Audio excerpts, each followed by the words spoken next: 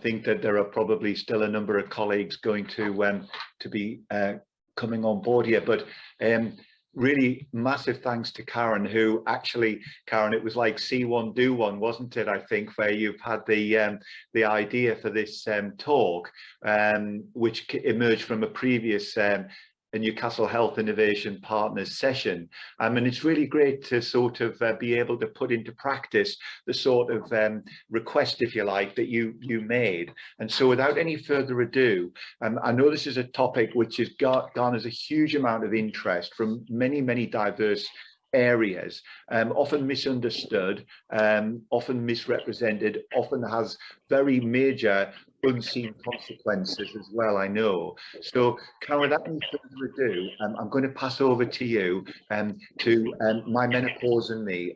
Over to you. Thanks very much, David. Thanks for giving me and Claire the opportunity to talk about the project that we're involved with. Great to see so many people here, and happy International Women's Day to everyone. Can someone just signal that you can see this? That's perfect, Karen. Thank you. Brilliant. Okay. So blood-bone Crone, looking at menopause from the inside out. So we're going to, myself and Claire are going to present. I'm going to mostly talk, and Claire's going to talk about the process. So if I just say very briefly the research process. So this idea of doing something around the menopause came out of conversations that I've had with various women over the last few years, including my own twin sister, and talking about issues around kind of menopause and how we have very different experiences of going through this process.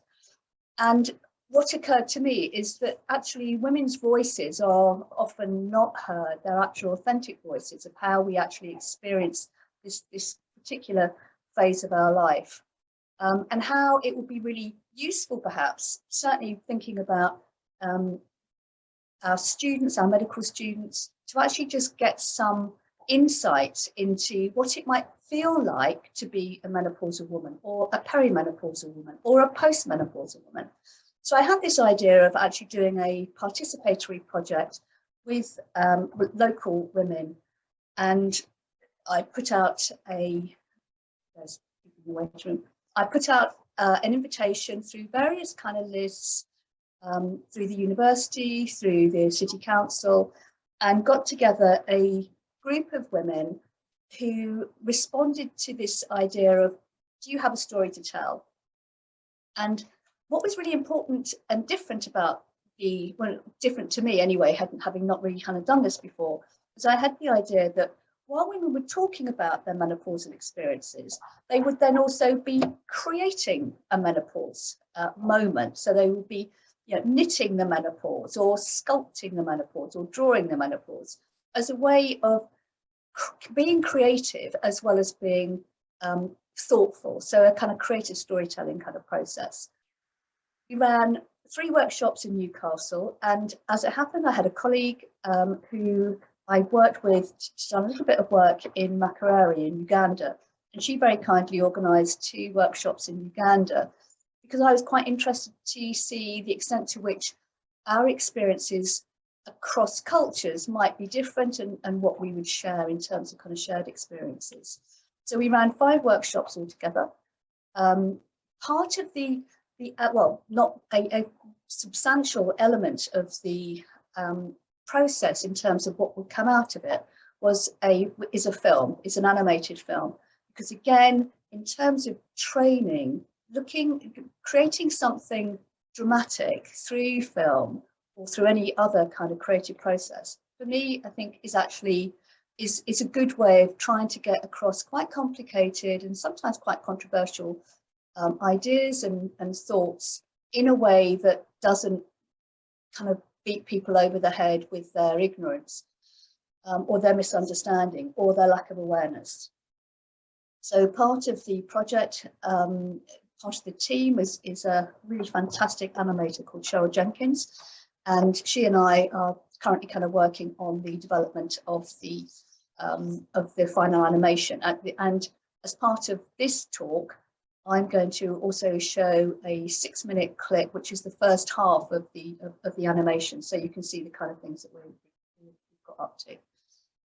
I'm now going to, so that's just basically what sits behind what we're going to talk about in terms of the findings.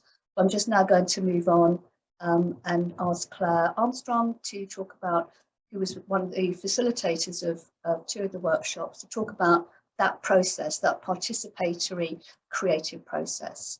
So over to you, Claire.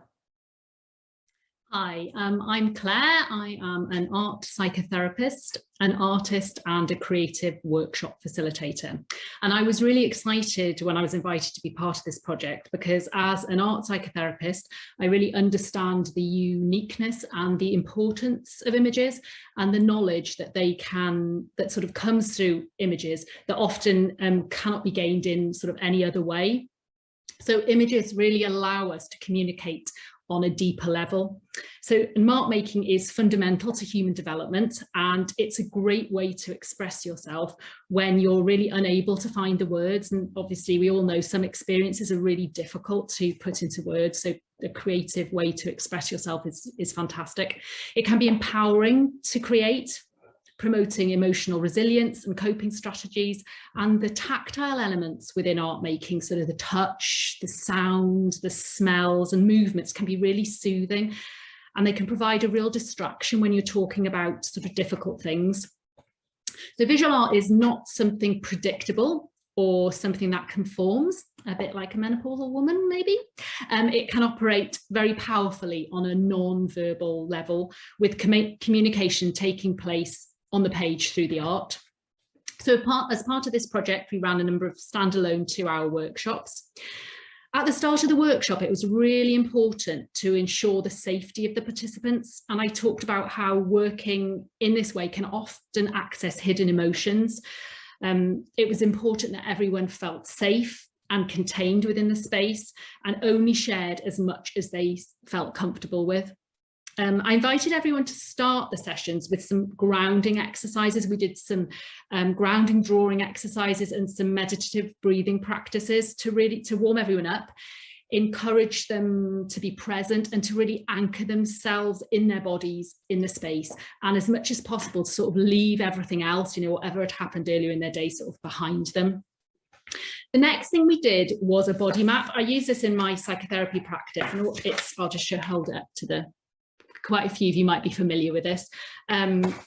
Although some people do find these tricky to begin with, they're a really great way to get a real embodied sense of yourself. And we spent 5 minutes in the session focusing in on our bodies and how all the different bits were feeling.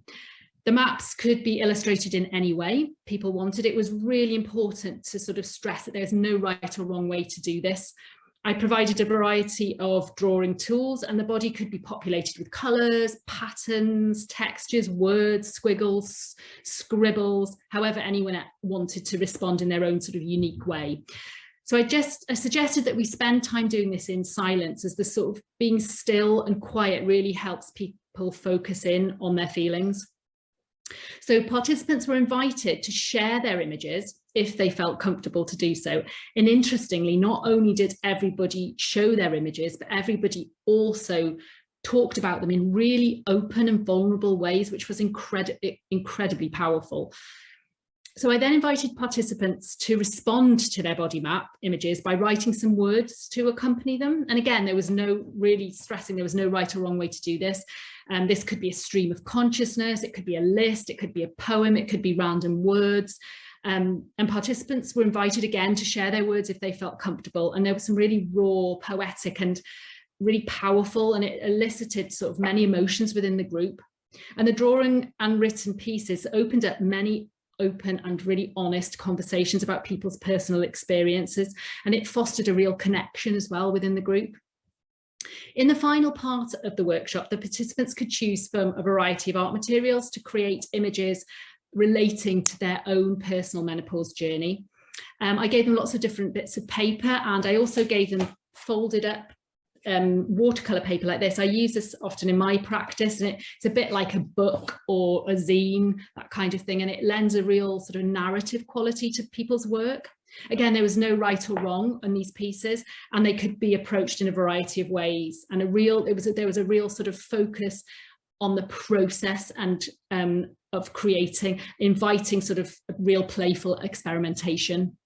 So a lot of people chose to use the coloured inks, which you will see in the animation, and that gave a real sort of fluidity and a real visceral quality to the images that were produced.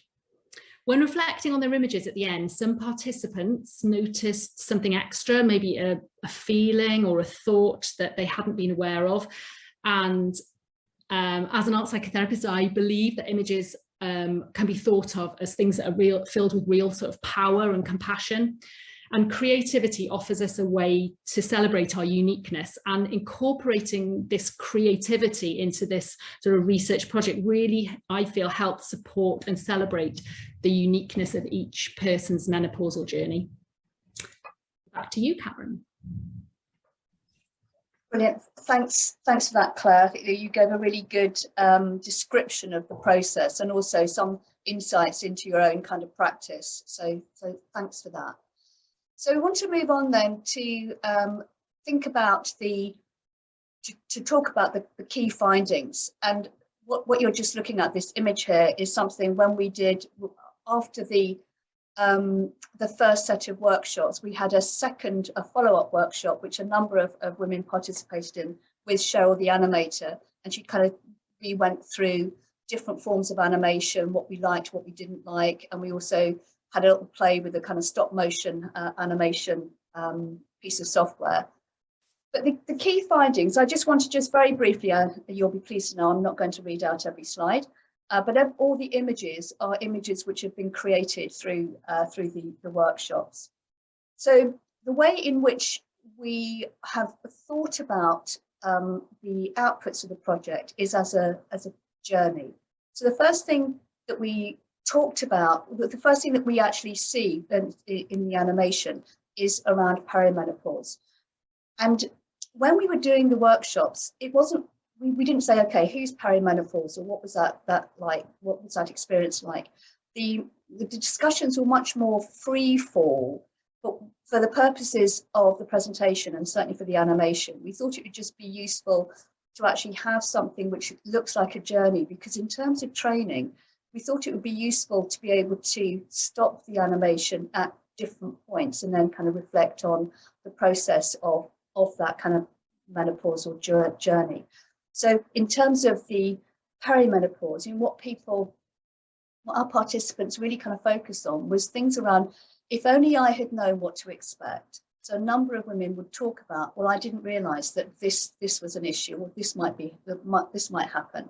So part of this element, certainly I guess in training, and also raising awareness, is about trying to prepare women for, not to terrify women about what's to come, but just to think about, there are a number of things which may or may not happen, but just to be kind of prepared for them. Because I think that a number of women talked about the fact that they would love to have known more, to have actually talked to someone who had been through the menopause and have a sense of what might be coming.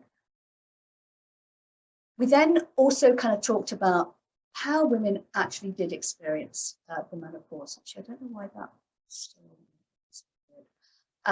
So this was very, very much about, women were just talking about, oh my God, this happened, I had sweats, I was forever putting the duvet on, putting it off, thinking about, fans, how we might use fans. And interestingly, in the Uganda workshops, women were talking about having a fan, which they then migrated, depending on what room they were in, they would just take the fan into each room. So the fan thing was just really interesting, because it was something that many women kind of talked about across the workshops. But again, other women just said, actually, you know what, I just sailed through my menopause. I had the odd hot flush, and occasionally I might be a little bit sweaty, but actually it was fine. And for those women who were perimenopausal in the workshops, the idea of hearing women who had actually had a really positive, maybe not, or less negative experience of menopause was really reassuring, that actually it wouldn't necessarily be the horrifying terror for years and years, which many people were kind of fearing. Many women feared you actually hadn't gone through that process. So part of what was really great about the workshop was how women would be supporting each other and actually talking in, as Claire has said, in really candid, intimate ways about the kind of experiences they had, and the kind of things that actually helped them. So for the purposes of the university, and actually for kind of local trusts, and in fact any large organisation, how we deal with menopause in the workplace is really crucial. And I'm sure that most people on this call will know that this is something that a number of organisations, as I said, including the university, and I certainly know for Newcastle NHS Trust, that doing work, developing policy around menopause in the workplace is something really important which is an ongoing piece of work. So a number of women had a number of things to say about how they had felt supported by their workplace, in terms of really supportive managers who just didn't, who didn't treat this like that it's some kind of disease, it's some kind of disaster, but actually really open about, okay, so it's absolutely fine if you just need to go home now, or if you want to work flexibly for the next week or 2 weeks or whatever it is. Had really positive experiences of supportive workplace culture. Other women, not so much, including women who had said that they actually had to take early retirement because they simply couldn't cope with how they were experiencing menopause, and they didn't feel that they could say anything to their line manager. They had really unsympathetic co-workers. So that there are all sorts of different experiences that women have had. But in terms of how we move this forward, I think actually understanding good practice in terms of workplace cultures, I think is really crucial. It's something that both Claire and I will be really keen on seeing that will be a really positive outcome, that the work that we've been doing can actually inform improvements in workplace cultures around menopause. We also talked a lot about this idea of the Crone, the idea of like social expectations and the social norms around menopause, and particularly the post-menopausal woman. What that stereotype might look like. There were these ideas which are already, who've been around in culture forever, about what it might mean to be a postmenopausal woman, and this idea of this, in a more positive way, of reclaiming the Crone, of actually, or in fact not reclaiming, claiming the Crone is something really positive, that the Crone is about wisdom, and that we need to be celebrating the fact that we are in the next phase of, talking personally, the next phase of our lives. We're not in the last phase, we're in the next phase, and actually seeing this as part of a journey, part of a natural process, and actually just taking on the power that we have to be that wise woman. But what we did talk about was the opposite of that, the way in which these stereotypes work, and the way in which some women actually really internalize those stereotypes and find it very difficult to kind of move out of those very negative perceptions. The other really large kind of scheme and theme was about information and advice seeking, particularly for, as it were, younger women going to their GPs saying that they think they're perimenopausal and being told to go away, they can't possibly be perimenopausal or menopausal because they're too young, or pull yourself together. This is something which happens to 51% of the world's population. Other women just get on with it. You should get on with it. So a lot of quite negative experiences of actually seeking advice from frontline medical staff. And I think that this last point here about seeing menopause as medicalised, and clearly sometimes it is medicalised if women kind of feel that HRT is an appropriate response, absolutely fine. But actually, it's a natural process, and there might be a medical intervention somewhere, but it's not, it's not an illness, it's a process, and trying to really get that across to people. As you would imagine, there were lots of sharing of things which worked, with things which didn't work. And again, that was really helpful, particularly for women who were going through that process, to hear from other women the kinds of things which they found really helpful, other than HRT, which obviously is often the first and only kind of protocol. And I think it's really helpful that women were sharing other ways to cope with some of the symptoms. Just lastly, just talking about going through, being at the end of the menopausal journey, coming through the menopause and out the other side, the really positive emotions that women talked about in terms of empowerment, about feeling more level, particularly those women who'd had brain fog, who felt really depressed. Yet the idea that actually, once you're through into these, as it were, the kind of calmer waters of menopause, that actually there is a sense of equilibrium that many women kind of talked about, actually feeling more balanced, more even, more confident as well. So again, hearing and sharing those stories, I think is really powerful for women. And as you can see at this bottom here, the word freedom and empowerment were really key words which kind of were circulating in the workshops in terms of describing that coming through that, coming to the end of that particular journey and starting on a new journey, a new trajectory. So I'm going to stop talking now, and I'd really like to just now, I'm going to stop sharing my screen and go into a different screen so I can show the 6-minute animation that we've got. Karen, sorry to jump in here, but we're going to run out of time actually if we do that, because we're finished at 1. All right, okay. 6 minutes will take through, and I'm sure you would want to have some comments and questions. Yes.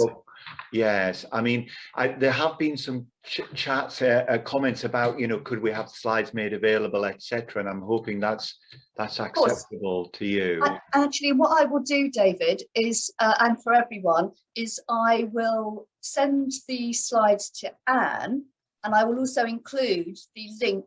It's a Vimeo link to the film, so that you can all watch the film. As I said, it's the first 6 minutes of probably what will be a 9-minute animation. But yes, you can watch that animation in your own time.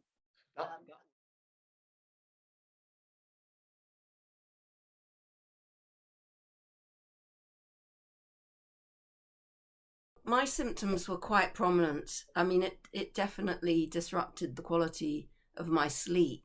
I assumed it would be straightforward.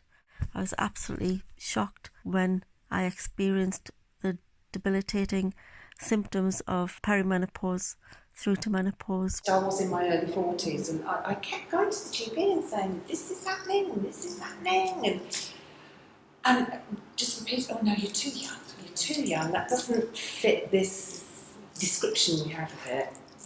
Go away. And it also affected my mood and, levels of concentration. You'll walk into the kitchen and think, what did I go for? You just can't think of the next word that's going to come out of your mouth. It hit me like a bag of hammers. But it made us feel really old.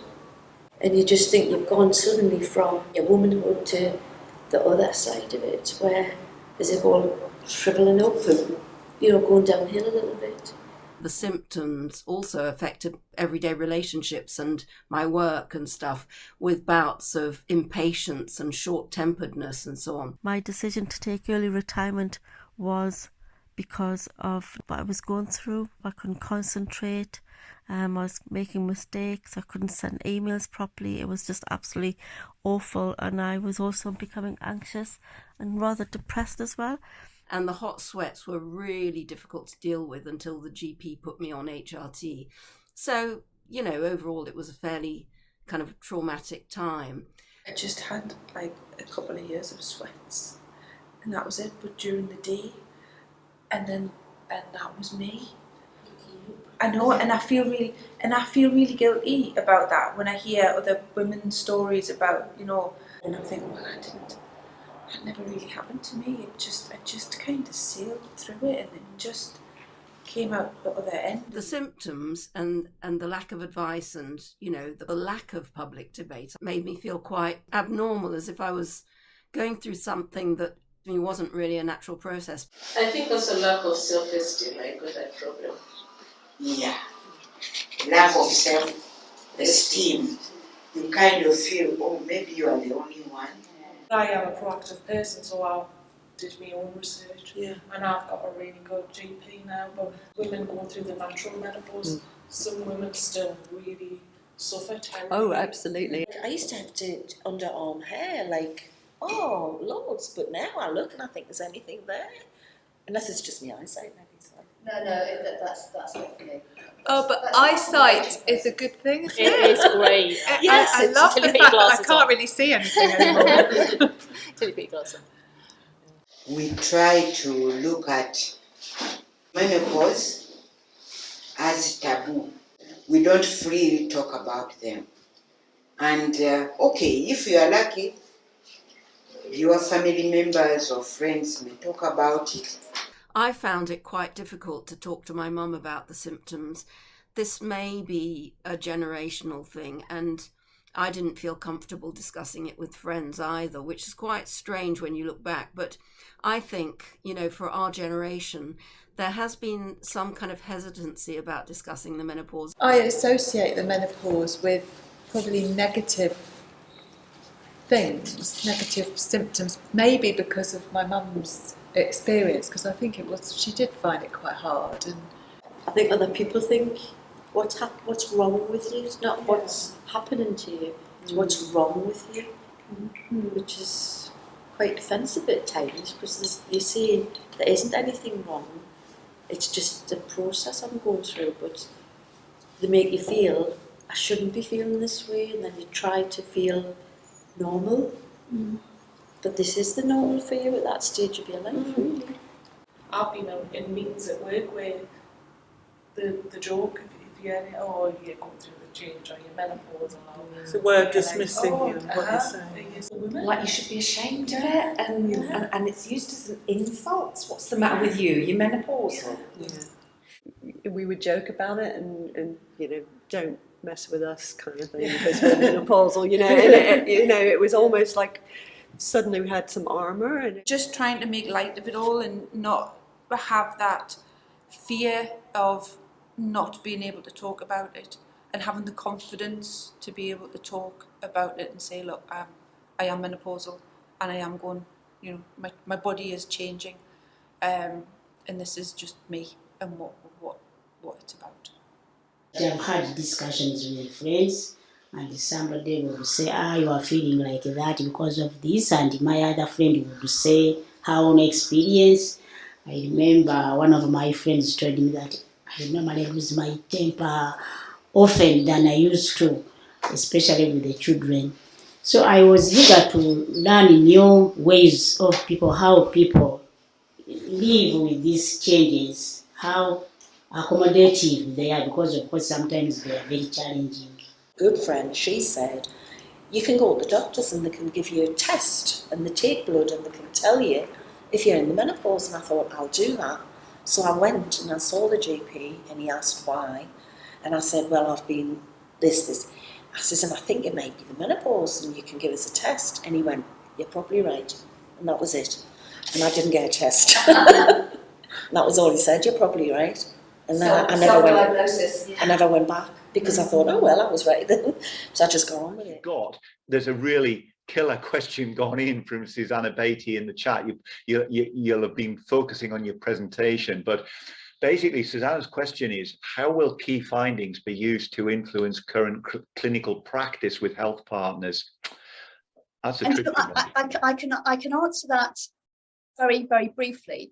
So as a consequence of being on the call when David and Peter launched the NHIP, I was then contacted by several people really interested in the work. So I'm now in contact with someone, Sarah X, whose last name I've forgotten, who is part of Newcastle Hospital's NHS Trust. They are doing some work. They have, as I said, they have an ongoing piece of work around menopause in the workplace. So she and I are going to be working together to find a way to integrate the film, when it's finished, into either an existing training process or training package, which is around raising awareness around menopause, or in fact trying to create something new using the film as a kind of key element. So in terms of changing practice, what I would hope is that actually does materialize, and that any other trust, I think there's another trust, actually there are two trusts involved in a NIHP, and that the other trust might also be interested in what we're doing. I'm sure there would be, Karen. That's a brilliant answer. Thank you very much. And thanks also very much to Claire, by the way, for your really lively presentation. I mean, it's been pointed out to me privately that there's just Peter and I on this call are men and the rest are all women. And my question to you, which kind of follows from that, is how on earth do we make more men aware of this problem? Because I might argue, I liked your thing about 51% of the world population go through this, but you could argue it's nearer 100. 100%. Yeah, because there's more people. It has knock-on effects. Yeah. So how do we do that? How do we tackle that? But I think the question you're answering is the same question: is how do we get more men interested in stopping violence against women? Or how do we get more men involved in campaigns against domestic violence? I think that that's a really big question. It has to come from the men. If we offer these things, to the whoever is interested, and you can't force people to be interested. I think that, ironically, the men who are more likely to be interested are men whose partners, if they're in a heterosexual relationship, whose partners are actually going through that process and they want to know more. So I think there has to, as with everything, we have to have an interest in what it is, in something, in a social issue, as menopause in the workplace certainly is an employment issue. So I think that I suppose one more cynical way of looking at it is that the number of days lost, in terms of productivity within any organization is massive in relation to women who are going through the menopause, or in fact, just have really difficult periods. Anything which has a kind of biological root, but actually has a psychological or emotional kind of output. No one wants to be losing days and days, weeks, months, years of productive service. So one could argue that male managers might be encouraged to think more creatively and more positively about how to enable a more inclusive and supportive workplace, because actually in the end this costs money. Not paying attention to making a kind of menopause friendly environment costs money. So there is a kind of bottom line consideration that we might want to try and I think that's a really good answer, and I completely agree. I mean, at multiple levels, actually, there should be greater involvement and understanding. No, I agree. Finally, I mean, we've got 1 minute. So Caroline's asked, and I'm not sure you would know the answer to this, Caroline. I mean, I know Steve Jones will be able to give you chapter and verse of this as the head of the medical school for students. What are students taught regards menopause? Have you come across that, Karen, in your various conversations about? Yes, my understanding is what is menopause is on the medical student curriculum in some kind of tick box exercise. So I suspect that it's mostly about, okay, name 3 symptoms of menopause, tick tick tick. So I suspect that what medical students are given is tiny. And also the point that Linda's made about sex education in schools, absolutely. I mean, it's only relatively recently that sex education has included discussion about periods, let alone menopause. At least periods are actually relevant to young people because it's something that they're actually experiencing. Menopause is more difficult to consider, I think, if you're a 16-year-old. But as I said, many women said, oh, I would love to have been more prepared. So the more the more that we can actually say that this is a normal, everyday function, it's nothing to be afraid of, but we need to actually pay attention to its impact on us, on young people, on families, on schools. That's the way to kind of move it forward. But to me, the key thing is actually to just make it really clear that this is a normal, natural process that we go through, all of us, either directly or indirectly. Yeah, that's a great last word to finish on, I think, and that's really, really helpful and a very powerful answer. And I think, you know, I'm sure Steve's not here to defend the tick box comment, but I'm sure that, you know, they try not to do that, I know, in the MBBS. But I mean, I can have a word with him actually and say that it's come up as well. And then Linda Holtz made some very interesting comments there as well about focusing on biological rather than psychological aspects. So I think this has been really, really thought-provoking. And Claire, thank you very much for your contribution too. Karen, thanks very much indeed. And I'm delighted actually to hear that you've forge those links across to the hospital as well. I'm sure CNTW, the Mental Health Trust, would be interested as well, actually, I'm sure, given the fact that it would be almost crazy if they weren't, given their background and who they and what they deal with as well. So I'm sure they would be interested. So thanks all to you for your time. As always, we're really keen to keep to time. So we look forward to seeing you at the next lightning talk in the near future. Thanks a lot. Thanks, Karen. Thanks, everyone. Thanks, Bye. Thanks, Claire. Bye. Everyone, bye.